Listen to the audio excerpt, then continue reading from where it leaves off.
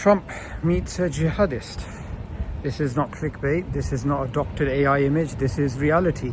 And it shows you the strange world of politics where allegiances can shift. The only things that remain fixed are not even boundaries, but actually your self-interest. So what we have in this picture is Trump meeting a former member of Al-Qaeda. Yes, that's right, you heard it right. He left Al-Qaeda, started his own organization, which was still a jihadist organization, and they just took over Syria. So not only is he meeting him, it's being facilitated by the Saudi Crown Prince Mohammed bin Salman. So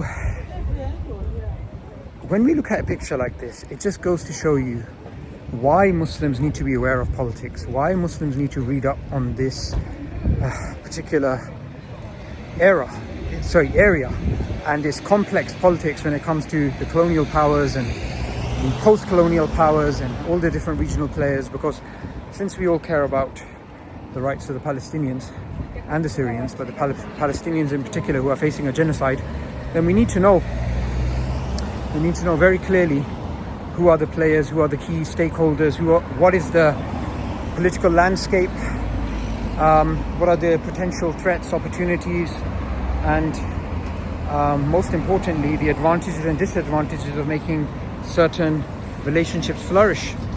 Now, Trump is somebody that cannot be trusted at all. He has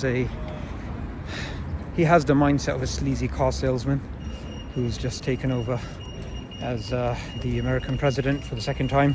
Just goes to show you what a terrible choice was made by millions of people, and how millions of people can be deceived into trusting such a characterless, spineless individual. And he's recently been saying some positive things about the Palestinians, about their rights, about getting aid into Gaza. You cannot trust the man, but he's still saying this because he's playing his own political game.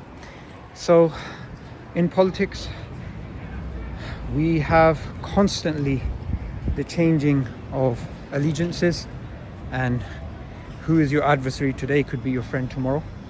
That's just the way it is. And we ultimately just need to have our goals fixed on the Palestinians and in the Syrians, because Israel has occupied Syrian territory as well. And at the end of the day, there must be some reasons. Might be to do with oil, might be to do with curtailing Russian influence. Could be a whole host of reasons why Trump is now cozying up to a figure like Ahmed al-Sharaa, who is clearly, he was actually imprisoned by the Americans while he was a fighter, and he was part of Al-Qaeda in Iraq. So this goes to show you the crazy world that we're living in. And at the end of the day, we don't give a damn about Trump. We care about the Palestinians and the Syrians, and we need to find a solution for the Palestinian cause. And if that means shifting around, the self-interest of the Americans to tickle them in a way so that they actually give in to demands to alleviate the suffering of the Palestinians, not out of concern of human rights, of pure alignment of self-interest, then so be it. If our self-interest can dovetail together, which can facilitate the Palestinian cause, good. Something has to be done about the Zionist regime. In fact, when I spoke about allegiances shift, this is also true when it comes to even Israel and America. They're not fair weather friends. Just look up the USS Liberty, what happened there, and look up the Suez crisis, what happened between France, the UK, Israel, and how America came to Egypt's rescue. That point actually is considered by historians the end of the British Empire. So that was around the 50s. So, we can have constantly this type of shifting of the political landscape.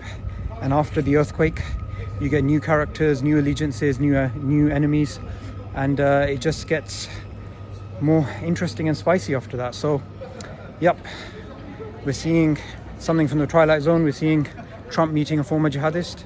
This is the world of politics, and I'm going to be probably doing another video on Syria soon, inshallah.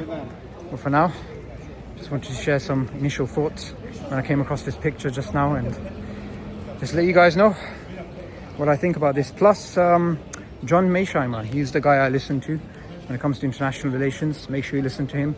That guy knows what he's doing.